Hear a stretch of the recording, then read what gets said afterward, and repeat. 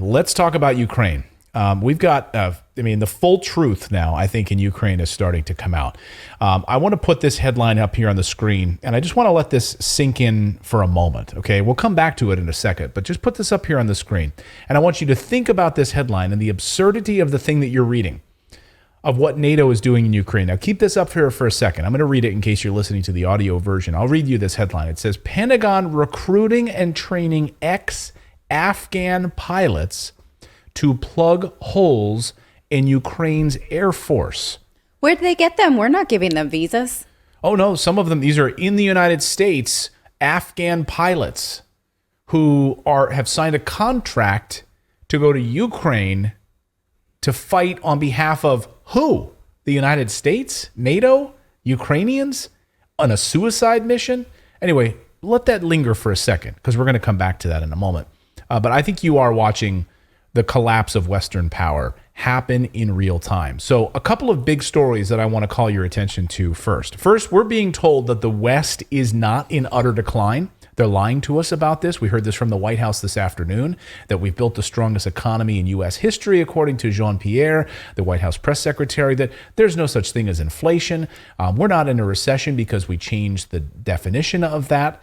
And yet you're being lied to. All you need to do is look around. Today, NASA was set to launch their Artemis rocket, right? It'd be the first unmanned rocket to the moon and the first mission to the moon in 50 years. Why haven't we been back since 1972, by the way? Buzz Aldrin says we never went to the moon. I don't know if you know that. So he did. He said, well, an 8-year-old asked him that question. He said, why haven't we been back to the moon in so long? And he said, well, the real question is, well, we never went to the moon. We never went in the first place. Well, thank you, Buzz, for finally telling the truth. Where are you going with this? Well, anyway, that's just a side note. I was just thinking about that today. Buzz, by the way, Buzz is also, I've interviewed Buzz Aldrin, and some of the things, one of the things he said is, like, look, there's obelisks on Mars. Why are we not talking about these man-made structures on Mars? Thank you, Buzz. And he has all his handlers surrounding him, like telling him not to tell the truth about it. Anyway, sidebar. Sorry, I get off on my Buzz Aldrin stuff. Is an obelisk man-made? That's also another tangent that we need to refrain ourselves from. Let's go back to... So, yeah, NASA today was set to launch their new moon rocket, the Artemis, right? It failed on the launch pad. What a really sad moment for America. Like, this was supposed to be like the end of summer. We're going back to the moon. All NASA's live feeds, all the network coverage. We have reporters down there, CNN reporters and MSNBC report. Everyone's down there at the launch pad. Failed. It failed. NASA scrapped the launch. Gas leaking all over the launch pad. Just watch this pitiful press conference with Bill Nelson, NASA administrator. It's embarrassing. Welcome back to the coverage of Artemis 1 launch here at the Launch Control Center at the Kennedy Space Center in Florida. I am here with Administrator Bill Nelson, who was on hand for the launch today, which had hoped to be a big moment in history for the Space Center, but instead it'll have to wait for another day. The launch attempt was scrubbed. Administrator, thank you for being here. What are your thoughts? How are you feeling after all of this anticipation and build-up, and then unfortunately couldn't go today? We don't launch until it's right. And in fact, they've got a problem with the gases going on the engine bleed on one engine. You can't go. You can't go when your rocket is leaking gas. No, can't.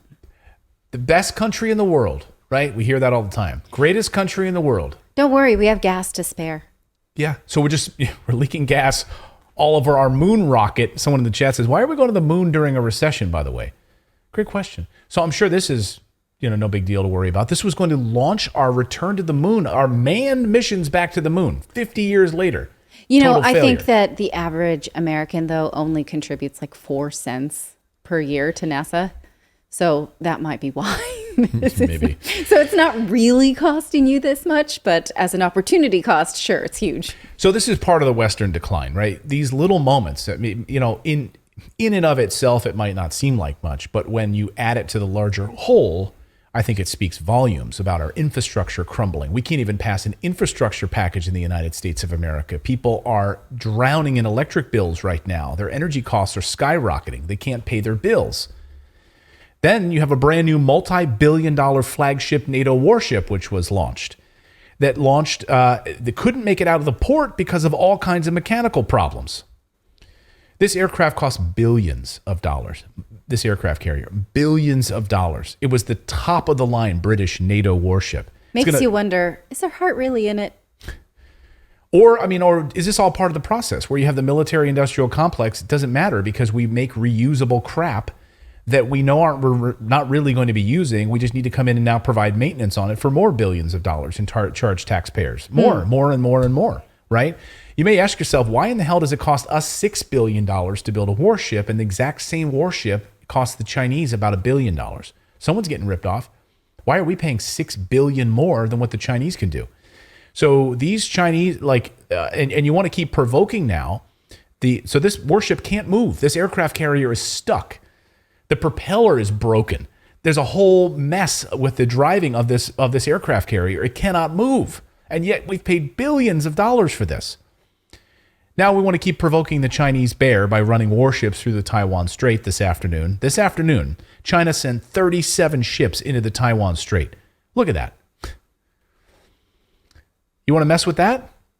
That's after the United States did the same thing. They sent a few ships there the other night. And Maybe they're just coming in to tow us out of there. Did you ever think of that? It's a tugboat. Can you put that picture back up, Philip? I don't know if you can, but just look at that. We got a warship, that can't move, and you have this armada going through the Taiwan Strait. And the first ones are submarines. Yeah, right? here are our subs. Here's all of our, This is a portion. You can't see. Exactly. Yeah, this is just here. Oh, we'll just send a fraction of what we have to the Taiwan Strait, crossing over the median line into Taiwan, by the way. So, again, this is what the West is dealing with. And then, of course, you have this announcement today from the White House. The White House sets a date for the first hunger conference. This event will be the first of its kind in over 50 years as inflation in the United States strains food budgets. So the greatest country in the world is leaking gasoline over a launch pad in Florida, trying to get back to the moon. It can't. NATO and its and its allies are launching aircraft carriers that are stuck and can't move because they're broken down. We can't even get the F-35s off the ground properly. So in fact, that aircraft carrier is going to be landing airplanes that actually don't even work, and we have an aircraft carrier that can't actually get out of the water and move anywhere. And then we have a hunger conference because people are starving right now. I'm wondering, if the F-35 is what's going to be landing on that aircraft carrier that doesn't move. We got the $3 trillion that we've wasted on the F-35 program, the absolute disaster. So I think Ralph Schulhammer, friend of the show, Ralph Schulhammer, said it best with this little clip I want to play for you. Is that the nations that built the industrialized world, they have lost their stamina, right? Think about it this way. In the United States, the average environmental impact study by the US government takes 5 years to be ready. Compare this to the building of the Golden Gate Bridge in the 1930s. That took 4 years. The Hoover Dam took 5 years. The Germans can no longer build an airport under 14 years. So there are things we simply can no longer do. Yeah. And now Germany is wanting to prop up Ukraine with additional weapons and wants to modernize Ukraine's military that was announced today. So we're all in on Ukraine. The United States is about to send more HIMARS vehicles to Ukraine. And this comes as the Pentagon, in a new report out this week, also admits that they think almost all of these weapons now are going to the black market. They can't track them. They can't find them. From the Pentagon. So you have a Pentagon whistleblower coming out and admitting that these things are winding up on the black market. Well, let's just keep sending them shit. So meanwhile, I guess I'm a bigger patriot than you, Clayton, because I'm willing to starve for Ukraine. You know what I mean? Really? We got to send them more money so they can win this. So I'm willing to starve. I'm a It true doesn't patriot. count if you are a proponent of intermittent fasting.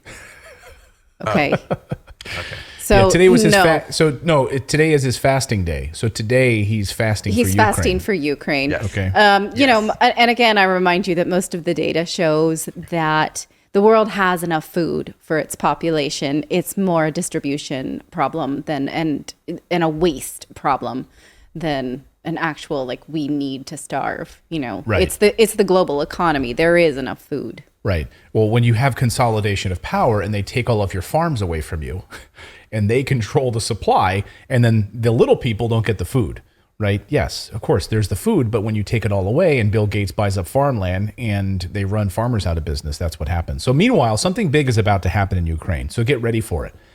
This afternoon, NATO-led Ukrainian forces bombed the roof of a nuclear power plant. So they did continue to bomb the nuclear power plant in Zaporizhzhia. This is, they hit the building near reactor number 2. This is the worst attack yet. We can throw up some of these photos here, Philip, if you would. This is the worst attack yet on the plant to date. These attacks are being directed by U.S. intelligence and the use of NATO weapons to do this. Now, stop it. People are going to die, and we're all going to have nuclear bread as a result. This building, by the way, that you're looking at here with these holes in the roof, holds the nuclear fuel storage, which is the largest in Europe. If that fuel gets hit, the whole thing goes up, okay? This is, if you look at these pictures between reactor 2 and 6 of the power plant in the background, the roof of this building is in the foreground, is totally breached. The building just beyond it houses the nuclear reactor there. See number 2 right there? Yeah, the nuclear reactor is right there. So this is the fuel storage building that was hit. So this afternoon, Russia calling on international inspectors to get to the plant now. Get there now. They said they pulled the head of the EMEI, that they pulled him out of his vacation. So where is he? Well, we finally got word today that the inspectors are going to the plant. But not just yet. They're not going to go today. They're going to go by Friday. So here is the tweet we got this afternoon. By the way, this will give them more time. This will give Ukraine and NATO more time to continue to bomb this nuclear power plant. This is the UN's International Atomic Energy Agency. Look at this photo. They're like, yeah, we're serious. We're here. We're coming. The day has come. Looks like the setup for the start of the Rhythm Nation video. It does, doesn't it? They got the jackets on, like they're all wearing the same jackets. So the Watchdog's chief, he tweeted this picture out, Rafael Grossi. He announced that they are coming. We are coming, and we're on our way. We must protect the safety and security of Ukraine's and Europe's biggest nuclear facility. We are proud to lead the mission. There are no representatives, by the way, and I do like this. I do appreciate this. No representatives from the UK are allowed to go in this, and the United States, because they said they are backing Zelensky and the Zelensky regime. So we don't want any U.S. or U.K. representatives on this nuclear inspections team to come here with us. We're going to go in independently and look. And what they're going to find, of course, is U.S. weapons being used to attack this building. We had confirmation of this last week, of course, that HIMARS being used to attack, in addition to which we know that there are Ukrainian rocket shells that were already found hitting this, and they're continuing to hit every day. Now, meanwhile, there's a whole big movement here towards this counteroffensive, which we're hearing from the Ukrainian side. So Zelensky, I think what he just said this morning or last night in his Sunday address could lead us into World War III. So what Zelensky said yesterday is, even though the Donbass is completely under Russian control and almost completely now under Russian control as of this afternoon, that hasn't stopped Ukrainian President Zelensky from saying, hey, we're going to do something stunning. Take a listen. Українці, українки, щороку в останні вихідні літа в нашій державі відзначалося два свята. Дуже тісно пов'язані. День міста Донецьк і День Шахтаря. So what he says is, we have not forgotten. We will not forget any of our cities, of any of our people. Now Donbass is almost completely destroyed by Russian strikes. Devastated, he says. The proud and glorious Ukrainian Donetsk was humiliated by the Russian occupation and robbed. But Ukraine will return, for sure. Life will return. The dignity of the people of Donbass will return. The ability to live will return. The opportunity to live safely and happily will return. So basically, he's saying there that we are now going to go and completely attack the Donbass and take it back. It will be ours. Make no mistake about it. It will return to Ukrainian glory. You know why they want this is because those regions have all of the natural resources, all the mining, all the ores, all the resources that you need to run a modern society are in the eastern part of Ukraine. The rest of Ukraine is agriculture. They need it basically to survive, to pay back all of these loans that they're taking in order to take weaponry. So Jim Scioto. Wait, you mean we're going to get this paid back? That wasn't. We're going to get all these billions back. No, we want it back because they don't care about the people. Well, of we Donbass. pretend we are. I mean, they've been attacking them for 8 years, so it's not that they care about the people of that region. If they care about the resources, perhaps. Well, Russia is already rich in mining natural resources in order to sort of run a global economy. Russia, and now with this area of Ukraine under their under their watch, they have even more, and Ukraine has even less. And so, like, they literally cannot afford to lose it. Otherwise, they are just an agricultural country, and they can't afford that. So, I mean, that's not to say they can win. Most likely they can't. But it's another reason why they want it. Well, this morning on CNN, right on cue, CNN with a moment by moment account of how Ukraine is going to fight back. So get ready for everyone. The massive Ukrainian counterstrike was supposed to happen today. Okay. Now the world was waiting for it. 6 months into the war, we've heard repeatedly how Ukraine was going to launch a counterattack. And now leave it up to Jim Scioto. I think that's how you pronounce his last name. He's a reporter with CNN, probably a mouthpiece of the intelligence community. He has this scoop this afternoon. Okay, this morning he tweeted this out. This early this afternoon. Here was his scoop that he got. Scoop: Ukrainian forces have begun shaping operations in southern Ukraine to prepare the battlefield for a significant Ukrainian counteroffensive. 2 senior U.S. officials briefed on the intel tell me. So hold this up here on the screen for a little bit. U.S. believes the long-anticipated counteroffensive will include air and ground operations. Okay, so a couple of things. First of all, 2 U.S. senior officials telling you about Ukrainian forces. So who's driving the traffic here? Clearly the United States and NATO. This is not coming from you. And the second piece of this is, what Ukrainian forces are going to lead a counteroffensive that we've been hearing about for so long? Here's how Wyatt Reed says this. So a CNN reporter tells us a massive U.S. counterstrike. He says, so NATO is supposedly preparing for a Ukrainian counteroffensive by publicly announcing when and where it will take place and specifying the types of units involved. Sounds totally legit. Right. Great point. And then on top of that, you have this afternoon new videos continuing to surface of Ukrainian forces in the Donbass, the very forces that are supposed to be leading this counteroffensive. By the way, I'm anti-war, I'm anti-violence, I'm anti any of this attacks. But I'm highly anti-propaganda and Western media bullshit. And so what I want to do is call out the stuff that we're being spoon-fed by people like on CNN. So this is video of Ukrainian forces that just released talking about how they have nothing and they're being totally destroyed. Watch this. We are the soldiers of the 93rd Independent Mechanized Brigade, 2nd Rifle Battalion, 6th Company. We inform you that our units, such as the 4th, 5th, and 6th Companies, were sent to defend Soledar and left to fend for themselves. Look how thin he is, by the way. We only have small arms and light weapons. We are being destroyed by enemy artillery, tanks, mortars, and aircraft. There is no fire support from our side. When reinforcements were requested, multiple rocket launcher and BMPs hit our positions. So they're being attacked by... There are a lot of dead defenders at our positions, and no one takes them away. The wounded are only taken away if they can get to the evacuation point, which is almost 2 kilometers under fire. The severely wounded remain at their positions and die before getting help. After we appealed to our commanders, they received an order from battalion headquarters to take away our weapons and leave us here. And those who left their positions were ordered to be shot. Get them out of there. Stop this now. Peace now. Peace now. But no, Boris Johnson, who of course flew to Ukraine last week to once again tell them the UK position, which is no peace, no settlement, let people continue to die. And this afternoon, we got word from, on the Russian side at least, that Ukraine's attempt at a counteroffensive has failed. according to Russia. Kiev's troops suffered great losses in a failed attack on Kherson ordered by President Zelensky, Moscow claims. Ukraine's much heralded counteroffensive in Kherson has failed miserably, the Russian Defense Ministry said on Monday. Listing the total losses suffered by Kiev at the end of the day, the Ukrainian forces attempted to attack in 3 directions in orders of President Vladimir Zelensky, but made no gains, Moscow said.